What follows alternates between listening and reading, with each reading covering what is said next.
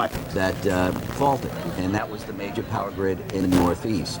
Now, and then we had the other power failure in '77, which affected the New York City area. That was just New York City, but this is the major power grid for the entire Northeast and Eastern Canada. Here, pictures here. Yeah. Is that from that's 1977. 1977 blackout. But the one in the mid-60s, now people had a little sense of panic with that one too at the very start. It was the height of the Cold War. So many reports it was an Armageddon and they didn't know what was going on.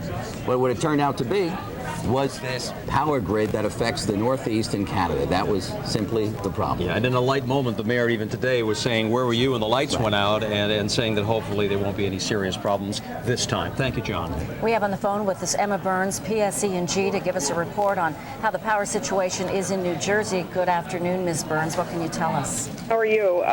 Well, the good news is that portions of our system, in fact, are coming back into service.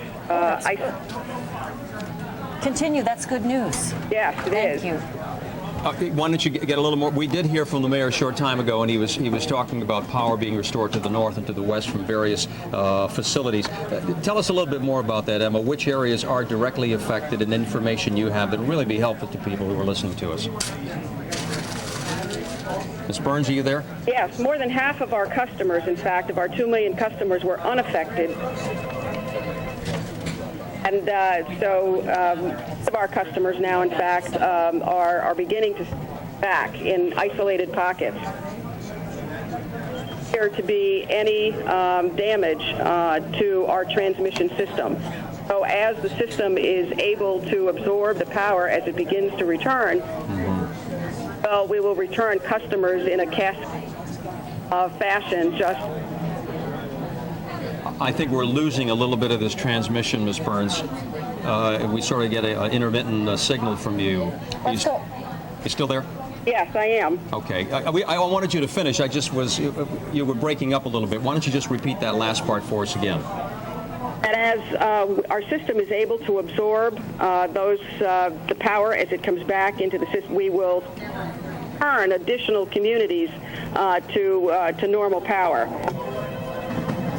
All right, Emma Burns, PSE&G, optimism, encouraging news as parts of the power go on into the areas served by public service, electric and gas. Dana, I wanted to mention this information that we have. University Hospital in Newark is asking for the public's help in providing supplies during this outage. They're asking for portable generators, for extension cords, batteries, and battery-powered radios. Again, to repeat, University Hospital in Newark is asking for your help in providing supplies at this time, and they're asking for portable generators. If you have a portable generator, extension cords, batteries, and battery-powered radios. Now, you're asked to bring all of those items to the doctor's office. In Erie, Pennsylvania, rolling blackouts have caused a chaotic rush hour. Even Governor Ed Rendell visiting the city was stranded in traffic. In Cleveland, University Hospital was operating in disaster mode. No staff could leave. A nurse in the labor room said they were without air conditioning and, quote, our laboring moms are suffering. In Hartford, Connecticut, power has been flashing in and out. 40 trains in the state are stranded between stations. Akron, Ohio is without power, and 4 nuclear plants in Ohio and New York have been shut down. Every prison in New York State reported a loss of power and switched to backup generators. Air travel in the Northeast has ground to a halt, causing disruptions across the country. Airports in New York, Cleveland, Detroit, Ottawa, and Toronto have grounded flights, causing a snowball effect of delays. The FAA says air traffic control centers are still in business, some on backup diesel generators. The problem is with electricity out at some airports, X-ray machines and scanners aren't working, and it's impossible for screeners to check passengers. Finally, the New York Stock Exchange managed to shut down before the blackout, but officials could not say whether the markets will open normally tomorrow. Dan? Anthony Mason, thanks. Let's talk about telephones. Cell phone systems got overloaded. They weren't knocked out, they got overloaded, but the landlines seem to work pretty well. They have been working pretty well, Dan. Thanks, Anthony. The federal government, including the Department of Homeland Security, was taken by surprise by this. The government moved immediately into action, among other things, to try to determine what was behind the blackout. Was it terrorism? The answer appears to be now clearly no. But for that part of the story, we go to Washington and CBS News correspondent Cheryl Atkinson. Cheryl? Well, here in D.C., Dan, you can imagine officials were watching carefully, waiting, wondering two things, of course. First of all, what caused the outage in other places, and secondly, was something like that going to also happen here? It didn't, and within about an hour and a half of the blackout, a senior White House administration official had issued a statement saying that the outage was a result of a power grid failure and not terrorism. The FBI and the Department of Homeland Security quickly concurred, and so there was no change in the national security alert level. It remains as it was before, which is yellow or elevated. There was a sense of calm, not urgency from the start, from the White House personnel traveling with President Bush. He's on a trip out in California. And power went out after the markets closed, so the Treasury Department here in Washington said that the shutdown of the market participants and the exchanges was very orderly and no data was lost. The New York Stock Exchange says it will open tomorrow morning. We don't have word yet on the other markets. But in D.C., I guess you could say a big sigh of relief, not only to have not been affected by the outages here, but also to know that the terrorism was not at any root cause of this. Dan? Cheryl Atkinson reporting live from our Washington Bureau, emphasizing the power is on in Washington, D.C. Now, with the power out in a wide section of the upper Northeast United States, centered, if you will, basically around New York City and around the Great Lakes, the only way for most people to get around in the area turns out to be on foot. CBS News correspondent Mika Brzezinski is on the sidewalks of New York. Mika? Well, Dan, at first it's safe to say there was a wave of fear that swept over the crowds that poured out into the street when this first happened. It went from information center of the world to no phone service, no computers, no cell phones, and very little options in terms of getting around. In fact, we spoke to some people who were stuck in the subway when the lights went out. The next thing you know, we had to get out the train, walk through the tunnel and all that. And then no cabs want to stop us. They don't want to take us uptown. So I guess we just stuck here. I think it's very scary for the city. It's very congested. No lights are going on, and the traffic is going on. It's very dangerous. We really don't know what's going on. Could be worse. In fact, the entire city is really jammed at this point. Subway service is out. Bridges and tunnels are jammed. Some bridges are being used only as a pedestrian walkway. Hours into this situation, Dan, the mood has moved from anxiety, mass anxiety, to massive inconvenience. The streets are filled with thousands of people. The only way to get around is through the express bus service, and of course, there's not enough of them to accommodate all the people who need to get where they need to go.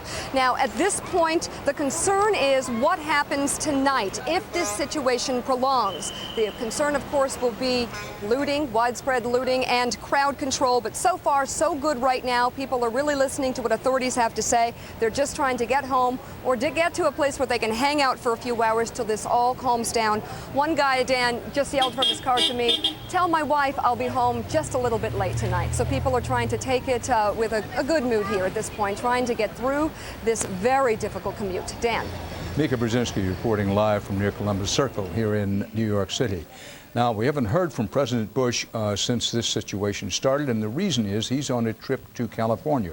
He spoke to some Marines, naval officers, Navy personnel, and Coast Guard people this afternoon, and is scheduled to attend a big fundraiser in California tonight, so that's the reason he hasn't been in Washington. But one of our White House correspondents, Bill Plant, is traveling with the President in California and is now up with the report. Bill?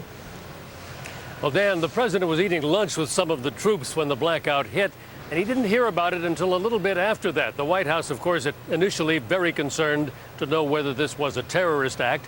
And when they established fairly quickly that it did not appear to be, the president was informed, and they decided that Chief of Staff Andrew Card, who was back in Washington, would be the point man, a point of contact between the traveling White House out here on the West Coast and the people involved in New York. Quite interesting, because the mayor made a very big deal of saying the bridges into the city are shut and the bridges out are open, but clearly we saw people coming into the city in cars.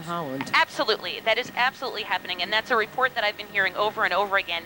And what I want to say is, you know, I think the main thing is if you don't have to go into the city, try and stay away. The bottom line, we need access. Emergency vehicles need to get in, and obviously as we bring you across the bridges, you're seeing not only are traffic moving through, but people are moving through on all sides of the bridges, inbound, outbound. People are going whichever way they need to go and whichever level angle of the bridge or whichever direction of the bridge they happen to wind up on. We're going to take you back down to the Brooklyn Bridge because that seems to be the best example of this. But you do see that traffic is moving in. Go ahead, Russ. Okay, and don't go anywhere. It's just that we're getting word that Con Ed is making estimates about when power may be restored, and I believe he said 5 hours? 5 hours, 5 hours. The sun will set in an hour and 14 minutes.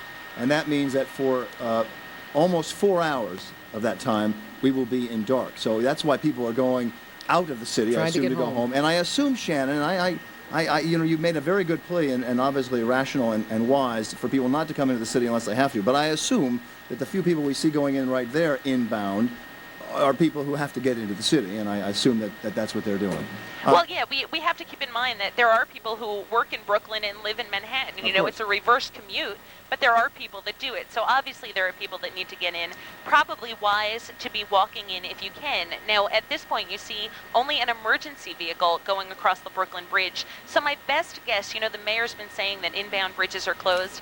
My guess is that they are closing them at any time that they deem it necessary. I mean, as you can see, now a large amount of people on this deck of the bridge. Shannon, we're going to go to Ken Clapp, and I missed his exact title, but Mr. Clapp, first of all, are you there? Hello, yes, Ken Clapp, New York Independent System Operator. And basically the reason that we need to talk to you is because you're in charge of the power grid? Correct. Our organization controls the power grid for New York State, and we also run the wholesale energy market. All right, now having said that, when's the power coming back on? Well, right now, our primary concern is restoration of the system. About 2/3 of New York State are out of service right now. We're not sure of the cause. However, we have other people that are looking into that. But again, as I spoke before, we're trying to bring up the system, and that takes a little bit of time. Do you know, Mr. Clapp, what happened? No, we don't. At this point, we don't know what caused. We're part of an elaborate grid. Our grid extends all the way to the Rocky Mountains and as far south as Florida. It appears that the interruptions are from Ohio east. Many of the systems in the Northeast were affected, including the provinces of Ontario and I believe also Quebec. Now why is it that some pockets are coming back on? What's happening with some grids? That what happens when the system breaks apart, some places we call island off from the system and stay up. For example, locally in the Albany area, we did have power on for a while and lost it again later on. That's just a characteristic of when this type of thing happens. We got word just a moment ago that within 5 hours there is the possibility that everything could be up and running again. Do you concur with that estimate, or are you saying? No, I can't speculate on that. It's a drawn-out affair. We're working with the transmission owners in the state. There's 8 major transmission owners. We're on the phone with them, and likewise we're talking to neighboring systems. Power normally during a restoration period comes up gradually. The more that comes back online, the better, because it helps to stabilize the system. But right now, as far as I know, I don't think we've brought back too many people back into service. Mr. Clapp, help our audience and those who have power, who are watching this broadcast, help our audience understand the engineering of this, because when we were growing up, when Roz and I were growing up, we wouldn't have had the New York Independent Systems Operators. We would have had 1 or 2 companies that controlled the power in various regions across the country. Well, that's almost true. The grid has been interconnected, at least in New York, since 1965, the last major blackout that we had. And at that time, we set up an operation called the New York Power Pool, which operated the grid. As part of deregulation, the New York Independent System Operator took over control of the grid back in December of 1999. But the grid has been interconnected for a while. I mean, you just assume that the local company is it, but we The information we want to pass on to you right now is the transportation issue, and it is, as you can well imagine, just not good at all. All the airports, all the major airports are shut down. Mass transit is, virtually non-existent. It is not moving right now, although there is some bus service in Manhattan. They have put on some extra buses there. And the ferry service is also moving. So that is good news. And a lot of people were trying to get to the ferries to get across the Hudson River over to New Jersey. And of course, in case you're hearing noise around here, we don't have any air conditioner in our studio right now either. So you may hear some we noise kind of from the have background. an open door policy. An open cooling area right now. Let's go to Monica Pellegrini, who is live at Columbia Presbyterian Hospital. Monica, I can only imagine, you at the ER there? Harry, it's very loud right now, so I can barely hear you, but let me, set the scene. I think a lot of people are just kind of milling around as they are doing all up and down the East Coast, as we understand it. We've heard stories of people climbing through subway cars to get out of the subway, coming out just covered with dirt. We talked to one man stuck in an elevator who seemed rather calm and rather cool and collected about the whole thing, sitting patiently, waiting to get out of the elevator. The hospital here is up and running. They're not letting any visitors in. They've stopped operations right now, and they're operating on an And I think we may be losing Monica and losing the sound. Yeah. No, wait. No. Okay, Going Monica. back and forth. Well, we'll go back to Monica in just a minute because I'm sure she had some important information to tell us and to talk to that gentleman that she was just about to talk to. Did you notice that people were taking our advice? There was one man walking by with an ice cream cone. Another had 2 cups of whatever, trying to cool off. Very smart, very smart in doing that. We should emphasize that so far we have not received any reports of any major injuries. Now, I'm sure that there have been some injuries throughout the afternoon because of this, but we have not received any reports that there have been any major injuries, no major accidents. This is not an act of terrorism. The mayor had emphasized that time and time again this afternoon in his news conference about an hour ago. That the blackout was caused by a failure at a Manhattan power plant that destabilized the power grid as far as Canada. So the city is saying it started in Canada. Now there's a report from Reuters on the internet that is saying that it started here in Manhattan. So it's going to be some sorting out to do to figure out exactly where the problem started, why it started, and how we can avoid this problem in the future. But that's the conflicting reports that we're getting right now. But at any rate, it's going to be a mess for people getting home, as you heard Julie mention, and all the long distances that people have to go to the boroughs and the suburbs. So it's going to be a very long night. Guys? I love it that everybody's pointing their fingers already at each other to say whose fault it was, and we haven't even gotten the lights back on yet. I know. Let's just concentrate on that for now. Nobody wants to be the one to blame. Len was just talking to you about, it's 10 of 7 right now, so in about an hour and a half, it's going to start to get dark.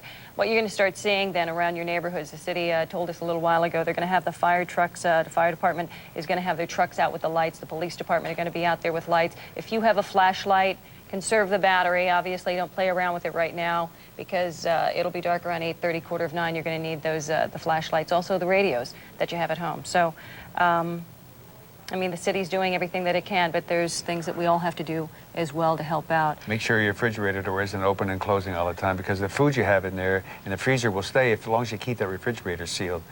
But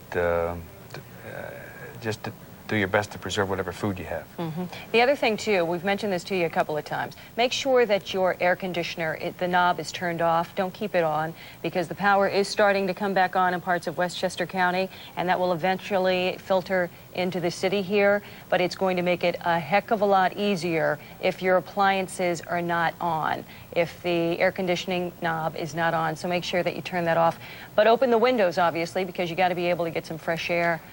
If you want some kind of a signal that the electricity has gone back on, and you have a little lamp or something like that, maybe you could, leave that switch on. But the big stuff, the air conditioning system, turn that off, and when your light goes back on, then you can you can flip your AC back on. But you'll be helping yourself and millions of other New Yorkers if you go to your air conditioning system and turn it off. Now, what you're looking at right now is some video that was shot earlier today. You can see just traffic gridlock there, people just not really knowing where to go, coming to a standstill because the lights weren't working. Everybody's getting out and walking around. Len, I understand that you're with us again. You've got some updated information from the police department? Yes, I do. The NYPD has issued what's called a level 4 mobilization, which essentially means that they're asking that all NYPD officers report to the command post or the nearest command post. All NYPD officers, this includes those who worked earlier today and say got off at 3 o'clock in the afternoon, they're asking you to come back. This is a level 4 mobilization being declared by the NYPD. Now, the only exception to the level 4 mobilization is for those who are due to report at work, officers who are due to report on the midnight shift. Among other CBS News, no indication of terrorism, though no one can say for certain just what did happen or just where it started. It's believed to be, as we said earlier, kind of waterfall effect, a domino effect, if you prefer that metaphor, with the giant grid system. That's what put these people on bridges having to walk on. Tonight, New York City Mayor Michael Bloomberg says power is beginning to be restored in the city, and he predicted, some would say boldly, but however you see it, he predicted that tomorrow we'll see in New York City business as usual. We'll have to see about that. Power company officials point out that, well, the power may begin to come on in some sections of places like New York. It's already beginning to come on in some sections of Connecticut and some sections of Ohio, but they point out that in the past, to get full power restored everywhere, sometimes usually takes hours, perhaps long hours. Here's the fact. Nobody knows when all of the power will be back on everywhere, although the early indications are that some power is beginning to come on in at least a few places. We're going to go back now to Scott McFarland of WOIO-TV in Cleveland, Ohio. He joins us on the telephone with an update on the power situation in Ohio. Going to return by 9 p.m. tonight. This is the prediction from Long Island Power Authority Chairman Richard Kessel. He says, and this is his explanation, it's interesting, Long Island is so isolated from the rest of this region's power grid that he expected the power could begin to come on parts of Long Island a little earlier than the 11 o'clock predicted by Con Ed. That would be around 9 o'clock. That's what he expects. Power Authority is going to have restart plans in a specified order, beginning at plants in Island Park and Port Jeff, according to a contingency plan that was drawn up, they say, Mr. Kessel says, for just these sorts of emergency. Bill, Catherine Russell with the Red Cross is on the line. Ms. Russell, how are you? Ms. Russell? Yes. How are you? I'm doing well, thank you. The traffic here in White Plains is moving fairly smoothly. Now, as I'm sure you have reported, this was a problem that began with a failure, a cascade failure that began with the electrical grid in the Niagara-Mohawk area in upstate New York, and just knocked out power through much of the Northeast. In areas that we've seen, power is out. Stores that are open are trying to get rid of as many perishable items as they can. The milk, the ice cream, bottled water is a big seller, as you can imagine, with temperatures hovering in the high 80s with high humidity. Now, of course, in a situation like this, when power is lost, air conditioning is lost, probably at the worst time. There are fears for the health of the elderly, the ill, and so far what we've seen is there's been a sort of a level of cooperation that you can see here on the streets. People are not panicked. They are moving with caution, but no one appears to be frightened or concerned. Right now, this seems to be a major inconvenience, and with news slowly coming in that power is slowly coming back in pockets of the Northeast. We even heard in pockets here in Westchester County. The mood from what we can see is people are trying to maintain themselves, they're trying to stay calm, and trying to just get through the balance of this evening. Jury? Okay, Robert, thank you very much for that report.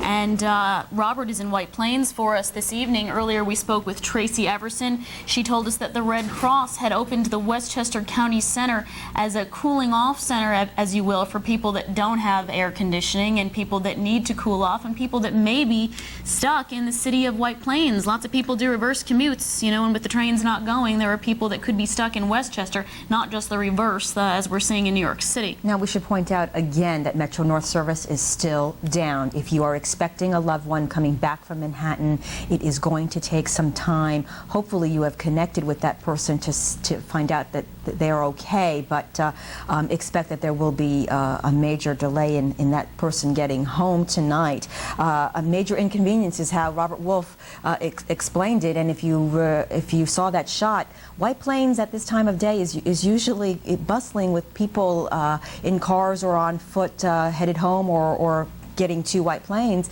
and it was a ghost town. It was a ghost town. Between the stores and the trains and the county office building and the courthouse and everything, it's bustling well into the evening, and we didn't see a car going by on that last live shot. It's not. Now, time now is 6:58. We are told that Governor Pataki will be having a news conference, and we will bring you that live as that becomes available. Stay with us here on News 12 Westchester. If you are one of the lucky ones getting power restored, tune in and keep it here to News 12 Westchester. We will provide you as much information as possible. We will get it to you as soon as possible. That is why we are here. Absolutely. Just a quick recap for you this evening. At about 4 o'clock, 10 after 4 to be exact, a major blackout hit the Northeast. It began throughout the region, hitting New York and Stamford, Albany, Westchester County, Niagara Falls, Toronto, as far west as Detroit and Cleveland. Con Ed is working to determine specifics. It appears that it all started somewhere near the Canadian border with New York State, and it will take some time for all of the power to come back throughout the region. The good news is that power is slowly starting to come back. Many areas in Westchester County have their power back. Yonkers, Buchanan, it's coming back slowly. It's been a long night. We'll update for you throughout the night.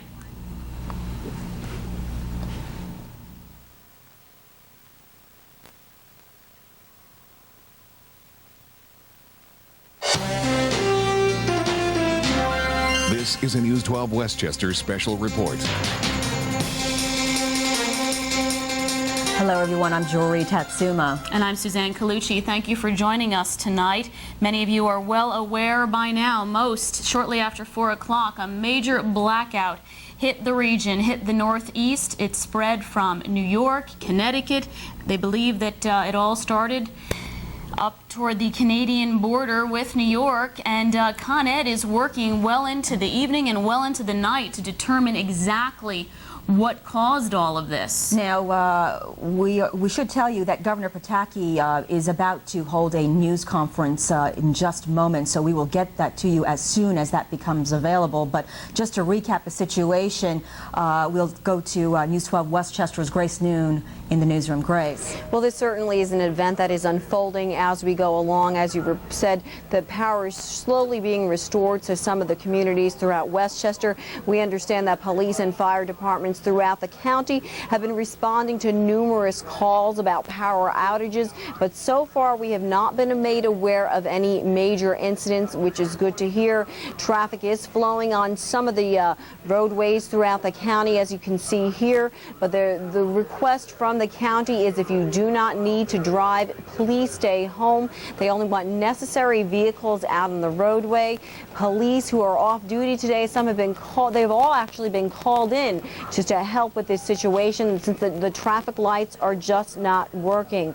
Now, the power problems have affected the trains into the city and out of the city. If you're waiting for a loved one to come home, you may be waiting a while. Now, this is a live picture that you're seeing right now in White Plains, and there you can see that there's no real traffic to discuss at all, which is a good sign. That's what we want to see. We want to see the roads opening just in case an emergency vehicle needs to travel by.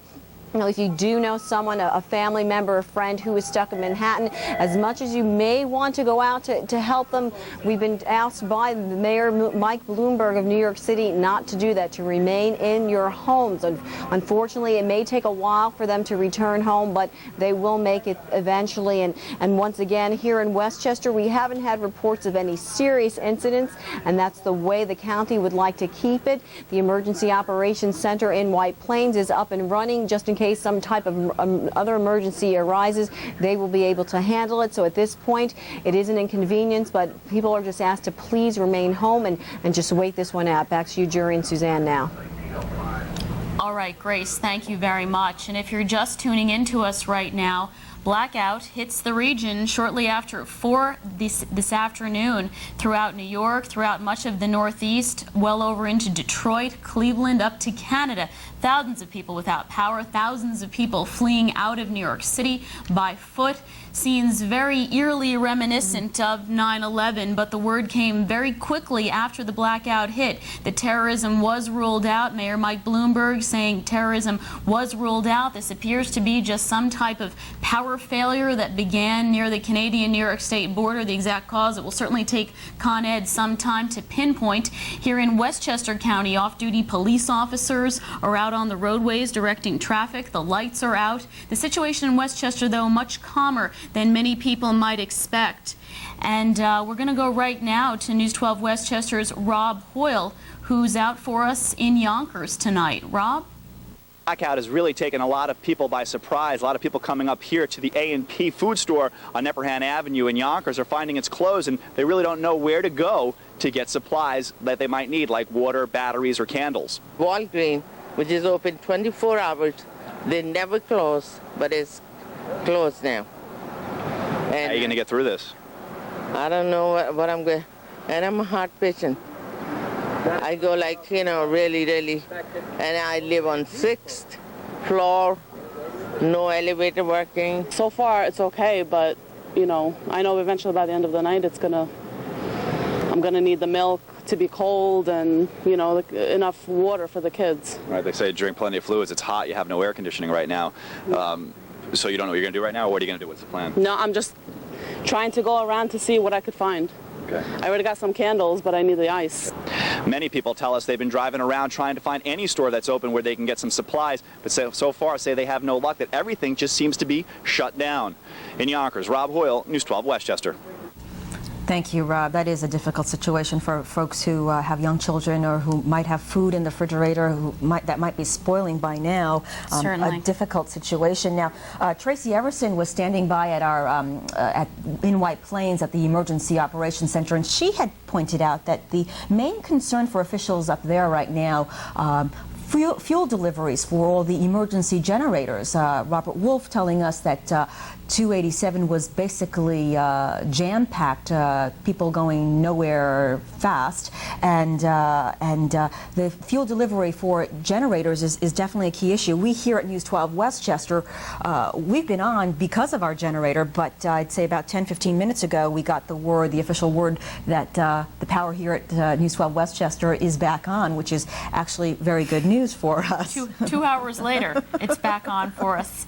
And just to recap a few other main points here in Westchester County. The Westchester County Airport is open. Indian Point is closed, as is the protocol in these type of situations. The airports in Manhattan are in fact open, but flights are certainly limited. And the main word that we've been saying all night is for people to stay off the roads. That's coming from all police, county officials. They want people to stay off the roads. In Westchester, people seem to be making an effort, certainly, to do that. It's a much calmer scene than the one that we've been watching in New York City throughout the evening. And we were also told that the Liberty lines, the bus lines were running, so that's good news for folks who rely on the bus service there to get to and from where they need to go. We're also told that all officers, like you see here, the officer directing traffic on Sawmill Parkway, officers on the Westchester County Police Force have been called to active duty. If you're off, you were expected to come in and act as human traffic lights, if you will. And a lot of the local police officers obviously staying overtime well past their shifts to, like this one here in Tuckahoe, that's Main Street, Tuckahoe. Things seem to be moving and running, and people are out on the streets, and police officers trying to make do with this very pressing situation. We've got John Goff on the phone from our Northern Westchester Bureau, he's our Northern Westchester Bureau reporter. He is standing by at Indian Point in Buchanan. John. Yes, there really has been no major change in the last few minutes. The power is still on throughout much of Northern Westchester. It's starting to come back. We've got power in Peekskill also. We were getting reports of power back in Cortland as well, and we're expecting that it is gradually being restored throughout much of the area as we speak. The roads throughout here are Basically calm. There's not much traffic on the roads at the moment. We're seeing a few cars and vehicles going past, but nothing as far as heavy traffic. I'm sure a lot of people are taking the advice to stay off the roads until everything settles down. But at this point here in Buchanan and northern Westchester, things seem to be starting to get back to normal. The question right now is how long it's going to be before they're able to refire Indian Point and get it back up and online. Can you tell us what's the latest that you're seeing on the roads up there, and how do people seem to be coping with the situation? We're about 3 hours into it now. What can you tell us? Well, with the power back on right now, there really isn't that much of an impact anymore. But while we were coming over and the power was out, it really didn't seem to be all that much of a disruption. There was a little bit of traffic at some intersections because the traffic lights were out, most notably on the westbound side, routes 202 and 35, heading in towards the Cortland-Yorktown town line. But that's kind of normal even when the power is on for that stretch of road to get very congested. All the other traffic, even the eastbound traffic on those roads, including Route 6, which is a little bit further to the north of 202 and 35, the traffic was flowing smoothly. Only maybe 2 or 3 cars backed up at any intersection. A number of them had state police officers, state troopers directing traffic. Some of the local police departments were also directing traffic, but things were moving rather smoothly. Okay, John, and just one last thing. Could you just recap for us the security around Indian Point just one more time? Well, there really is the security around Indian Point is you have the armed security force from the energy from the company that owns Indian Point. You also have a number of National Guardsmen. We did see one National Guard Humvee patrolling, but they do also normally patrol out on the streets as well. So that was not a particularly unusual sight. There was no particularly unusual activity at the plant as we drove past on Broadway, and things seemed to be rather calm other than what you can see from the street, which really is not that much. There wasn't too much really of any note going on inside the plant. John Goff, thank you very much for that. And we're just getting word that any off-duty police officers, please report to their precincts here in Westchester. The county's asking for all the help that it can get from police to help direct traffic. Many areas in Westchester County still without power. Some areas slowly starting to come back on. If you're watching us, your power is now back on. In Yonkers, most parts are back on. And for the most part, though, it's very scattered this evening after this outage that began about 3 hours ago. From Buchanan, I think Yorktown, some folks there do have power. Let's go back to Tracy Everson in White Plains, standing by at the Emergency Operations Center. Tracy. Up here on the street outside of the county office building. I've been downstairs watching the county respond to this emergency situation. We are in a state of emergency here in Westchester, following as New York State has done, as the governor has declared. Now, the most pressing need right now is in Mount Vernon. The hospital there, we are told, has lost its backup generator. It's a critical need. They have patients on life support, and they need to have some kind of an emergency generator brought there. Joining me now is Susan Tolchin. She's the chief advisor to County Executive Andy Spano. Andy Spano is up in Saratoga, we are told, on vacation.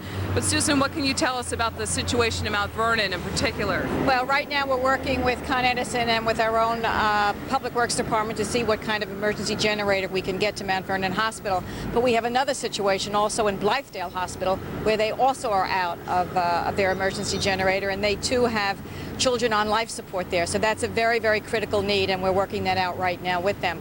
Aside from the hospitals, and we're polling all the hospitals constantly to find out what issues and what problems they have, basically the county is handling the emergency very well. On deck to cope with this situation, and those Atlas teams are deployed in areas where they would be most useful around the city.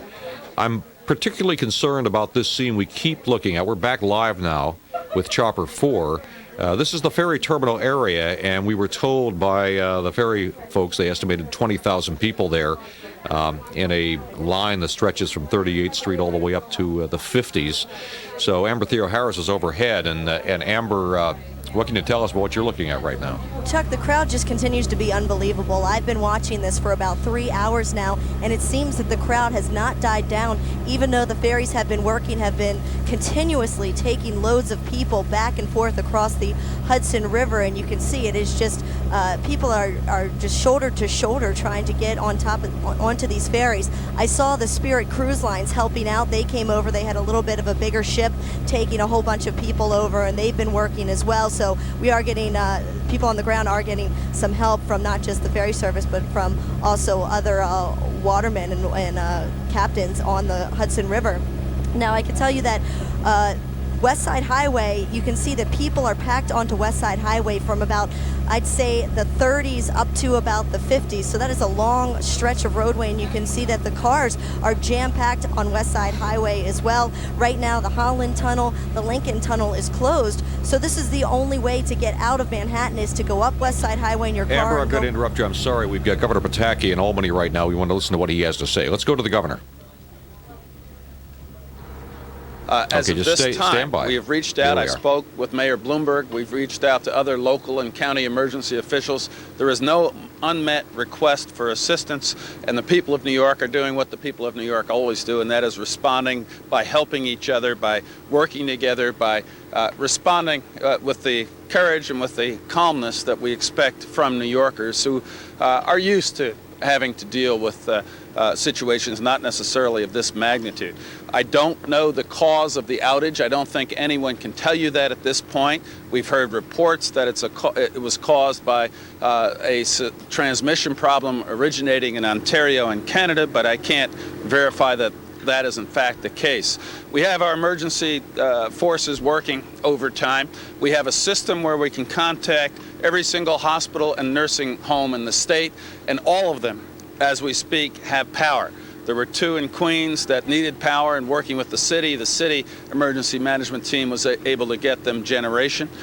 We have the thruway rest centers are open, all of them on emergency power if people feel a need to pull over and stop and just go someplace else.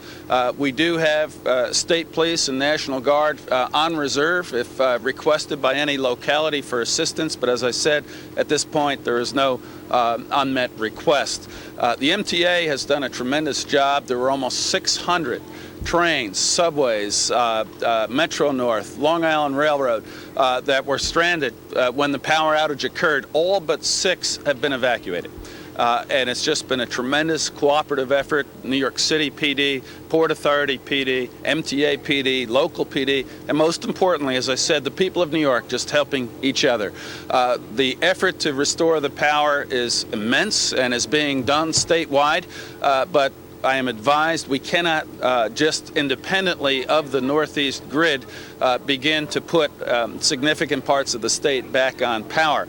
We have been working with the Pennsylvania, Maryland, and New Jersey grid. We have been with their ISO, independent system operator. We have been working with the New England independent system operator in the hopes that within hours, but I don't want to predict when, we will be able to see power begin to be restored in various parts of the state. I just want to urge people, if they do have power, or if they do get power back and they're watching this or listening on a radio, to disconnect all unnecessary appliances. We're obviously going to be dealing with an emergency for some time, and to the extent people can help by reducing their demand if they do have power, it will help us to restore power across the state as quickly as possible.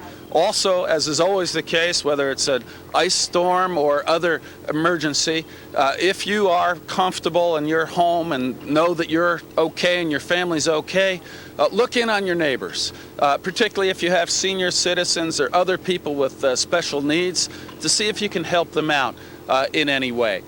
Because the way we've always gotten through difficult times as New Yorkers is not just government working together at all levels, and we are, but it's been individuals helping individuals and staying calm and not just taking care of themselves, but seeing if they can reach out and help a friend, help a neighbor, help someone who might have greater needs than they do. I am extremely confident that just as we've been challenged in the past and come through, with flying colors in a way that the rest of the country and the rest of the world have looked up to. So we will do it this time as well.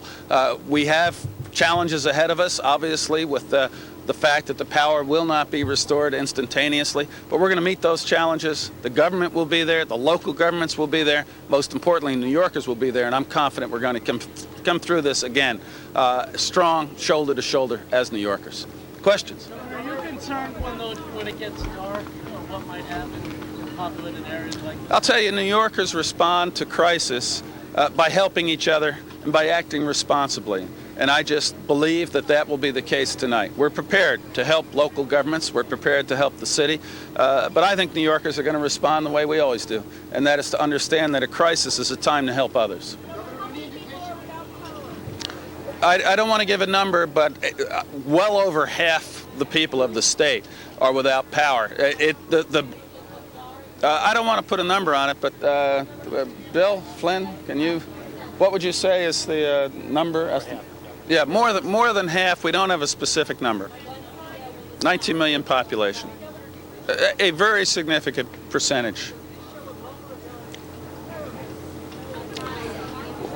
Well, we don't know what the cause was, but it clearly shows that the grid system didn't work the way it's supposed to. We had this Northeast outage back, I guess, in the 60s, and it wasn't supposed to happen again. It has happened again.